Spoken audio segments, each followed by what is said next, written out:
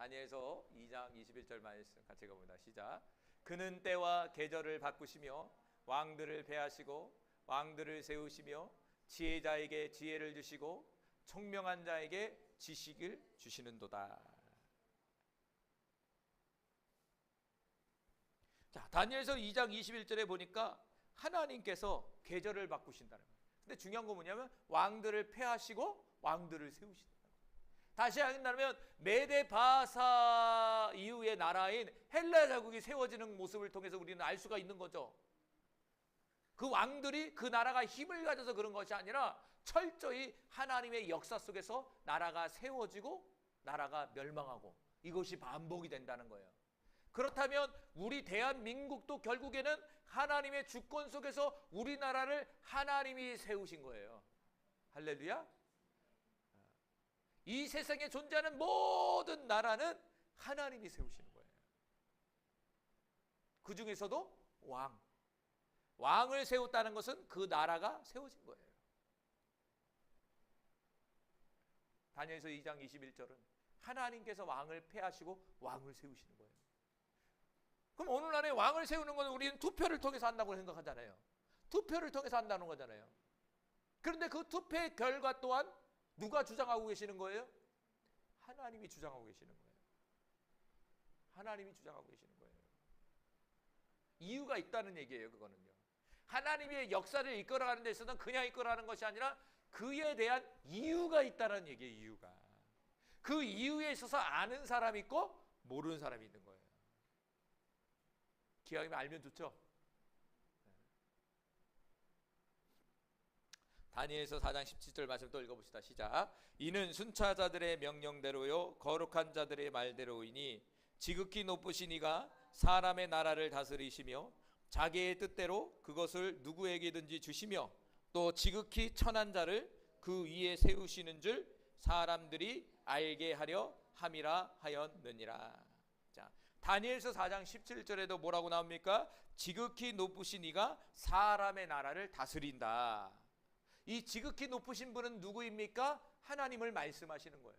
아, 그렇구나. 대통령이 어떤 정치인이 이 나라를 다스리고 있는 것이 아니라 하나님이 다스리고 있는 거예요. 우리나라뿐만 아니라 세상에 존재하는 모든 나라는 하나님이 다스리고 있는 거예요. 오늘 등장하고 있는 메데 바사도 하나님이 다스리고 있고 앞으로 등장할 헬라 제국도 하나님이 다스리고 있는 거예요. 할렐루야. 놀랍지 않습니까? 경이롭지 않습니까? 앞으로 어떤 나라가 또 세워질지 몰라요. 그 나라가 세워지는 데 있어서도 하나님이 다스리는 거예요. 그럼 한 가지 질문했어요. 그럼 우리 저 북한 김정은 우리 김승현이 흉내를 잘 내는데 김정은 흉내를 잘 내는데 노래도 잘 부르고 김정은 흉보는 노래도 잘 부르고 막 그러는데 애들 유튜브 보면 그런 게 많더라고요. 되게 재밌더라고. 그럼 북한의 나라 김정은 누가 세웠을까요? 응? 마귀지만 전체적인 역사 속에서 오늘 본문에 얘기한다면 악한 왕도 하나님이 세우시는 거죠. 이유가 있는 거예요. 왜 하나님 그 악한 양을 그렇게 세우세요? 하나님의 이유가 있는 거예요. 할렐루야.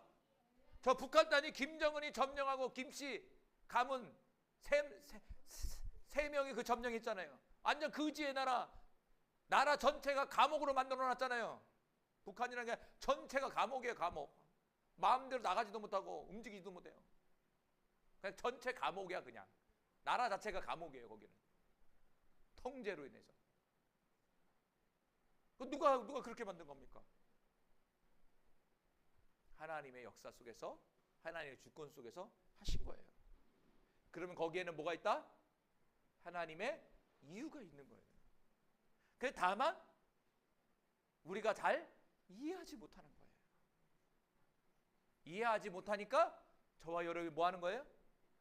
북한이 하루빨리 해방될 수 있도록 기도하는 거예요.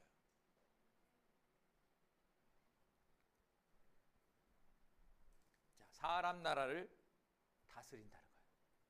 그럼 사람 나라를 다스린다는 것은 저와 여러분을 하나님께서 다스리신다는 거죠.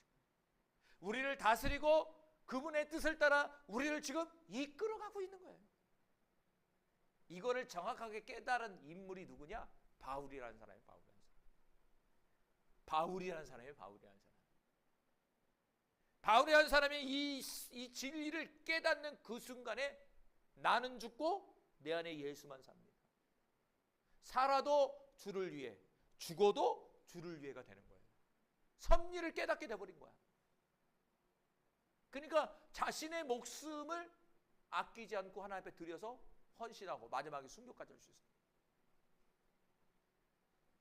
이 사실을 깨닫지 못한다면 그렇게 갈 수가 없겠죠.